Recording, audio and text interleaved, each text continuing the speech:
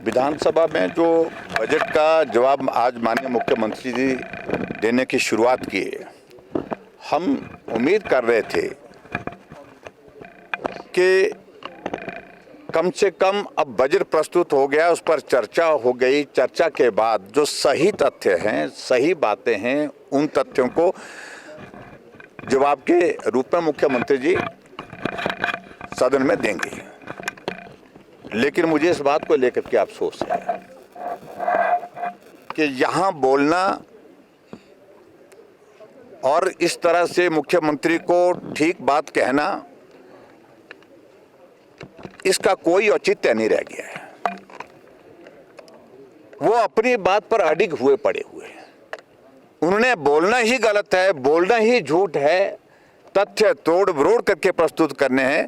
तो इसलिए हमने कहा कि हम थोड़ा करेक्शन करना चाहते हैं। जो आप आंकड़े यहाँ पर इस माननीय सदन में पूर्व सरकार के वक्त के लोन के दे रहे हैं, ये आंकड़े सही नहीं हैं।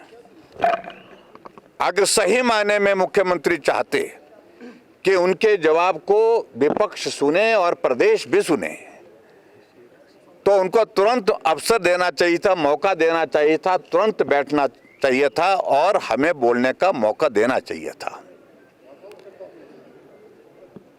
जब विपक्ष की ओर से मैंने बजट पर चर्चा की शुरुआत की, 4 बार मुख्यमंत्री उठे, जबकि उनको जवाब देना था, बाद में भी दे सकते थे।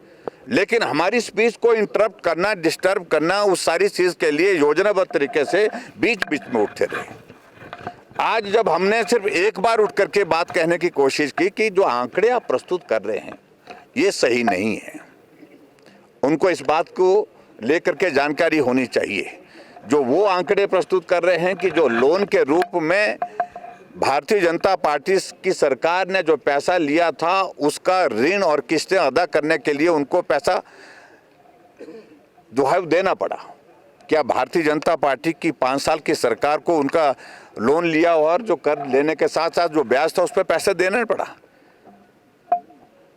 38,500 करोड़ रुपए भारतीय जनता पार्टी की सरकार ने कांग्रेस की सरकार का जो ऋण लिए हुआ था उसकी किस्तें अदा करने, उसका ब्याज अदा करने पर खर्च किया है।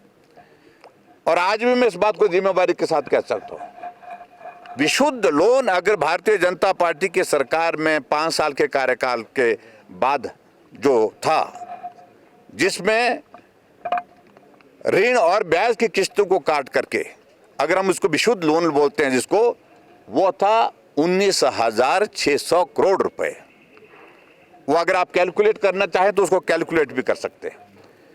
लेकिन यहां हिमाचल प्रदेश में अभी तक मुख्यमंत्री जी ने खुद स्वीकार किया कि कांग्रेस ने 2 साल के कार्यकाल पूरा होने के साथ में तीसरे साल का बजट प्रस्तुत करने तक लगभग 30,000 करोड़ रुपए ऋण ले लिया है। तो अभी तक का हिमाचल प्रदेश का जो ऋण लेने का जो क्रम है, सबसे तेज गति से सबसे ज्यादा अगर ऋण लिया है, अगर 1 लाख करोड़ का ऋण पार हो रहा है कांग्रेस के इस बजट सत्र के समाप्त होने के साथ साथ में, तो उसमें 30% लोन जो जब से हिमाचल प्रदेश बना है, और शुरू मैं कह रहा हूं कि 93 के बाद लोन की शुरुआत की कांग्रेस ने, उसके बाद जो सारा लोन था उसमें से 30% लोन का सिर्फ जो है लक्ष्य जो है वो सुक्खू जी की सरकार ने पूरा किया। यानी कि 30% से ज्यादा लोन इन्होंने लिया है। आप अंदाजा लगा सकते हैं कुल मिलाकर के प्रदेश किस दिशा में जा रहा है। हम सब लोग भी चिंतित हैं, हम सब लोग भी इस बात को लेकर के हैरान हैं, परेशान हैं कि हिमाचल आर्थिक रूप से पूरी तरह से पटरी से उतर चुका है। अब झूठ बोल करके कोई अर्थ नहीं है, झूठ बोल करके तथ्य ठीक नहीं होंगे, झूठ बोल करके जो है हिमाचल प्रदेश को आप पटरी पर नहीं ला सकते हैं। ऐसी सूरत में मुख्यमंत्री जी को स्वीकार करना चाहिए कि हिमाचल की स्थिति आर्थिक रूप से जो खराब है उसको ठीक करने के लिए हमको सही बात कहनी पड़ेगी और सही काम भी करना पड़ेगा। मित्रों, मैं सिर्फ आप सबके बीच में सिर्फ इतना कहना चाहता हूं कि बजट में जो चर्चा हुई वो सार्थक चर्चा हुई है। विपक्ष की ओर से तमाम मुद्दों को उठाया गया है, लेकिन उसके बावजूद सरकार अड़ी हुई एक बात को लेकर के कि हमने नहीं मानना है, नहीं मानना है, हमने झूठ ही बोलना है, सत्य बोलना नहीं है, तो मैं समझता हूँ ये बहुत दुर्भाग्यपूर्ण स्थिति हिमाचल प्रदेश के लिए है। और आज भी हम इस बात को लेकर के हम चाह रहे थे कि हम बीच में बात करें कि जो